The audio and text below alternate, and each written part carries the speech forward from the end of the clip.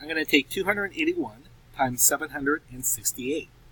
If you notice up on top, I have put my place values in for you. I've put the ones column, the tens column, the hundreds column, and that's all I need right now. And you can see that I have 281, 768. I have them in the correct place value columns. So the first thing I need to do when I multiply is I need to take this 8 right here, and I need to multiply it by my 1. All right?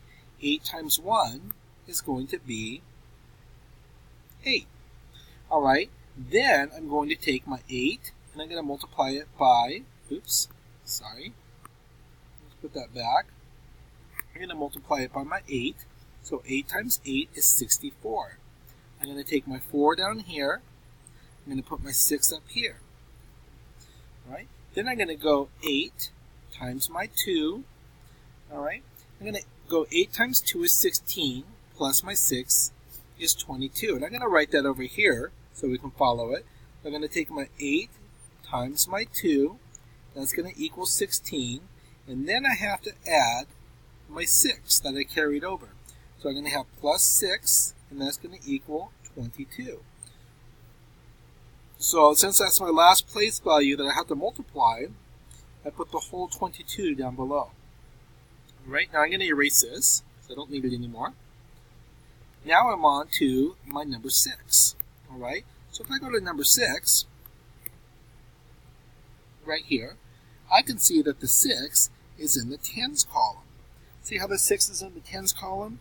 So I want my first answer to be in the tens column.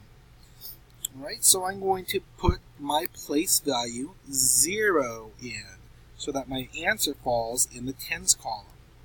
All right, so the first thing I'm going to do is I'm going to multiply my 6 times my 1, and that's going to be 6. Then I'm going to go my 6 times my 8 right here, and that's going to be 48. I'm going to put my 8 here. I'm going to bring my 4 up here. Then I'm going to go 6 times my 2 plus my 4. And just so we don't get confused, I'm going to put that over here for us. My 6 times my 2 is equal to 12. And then I need to add my 4 that I brought over, that I carried over, and that's going to equal 16. Right, so that's the last one I need to multiply.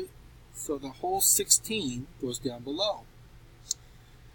All right, now I'm still not done because this is a 3-part problem. So I'm going to erase that, and I'm going to get ready for my third part, which is multiplying by my 7 right here. Now you notice that the 7 happens to be in the hundreds column. So I want my first answer to be in the hundreds. So I need to come over and I need to put 2 place value zeros in. 0 and 0. That way my first answer falls in under the 7 right here. All right? So first thing I need to do is I need to multiply my 7 times my 1. So 7 times 1 is equal to 7. Right? My 7 times my 8 right here. 7 times 8 is 56. So I'm going to have my 6 here, and I'm going to have my 5 up here. Then I need my 7 times my 2 plus my 5. So I'm going to write that over here again so we don't get confused.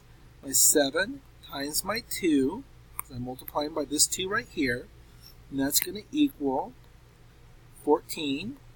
And then I need to add my 5. And that's going to equal 19. So I'm going to put 19 down here. All right, now I'm just going to add this up really quickly. 8. Let's go back to yellow so you can see 8 plus 0 equals, of course, 8. Okay. And then I have my 4 plus my 6 equals 10. And 0 doesn't change that. So it's going to be 10. Put my 0 down here, carry my 1. So now I'm going to go my 8 plus my 2 is 10, plus my 7 is 17, plus my 1 is 18. I'm going to put my 8 down here, and I'm going to carry my 1 up here. Then I'm going to go 6 plus 6 is 12, plus my 2 is 14, plus my 1 is 15. So I'm going to put 15, my 5, and my 1, and then I'm going to go my 9 plus my 1 is 10, plus 1 is 11. So I'm going to have 1 and 1, and then I'm going to add my 1 plus my 1, and that's going to equal 2. Alright, so my answer is 215,000, sorry about that, 808. 215,808.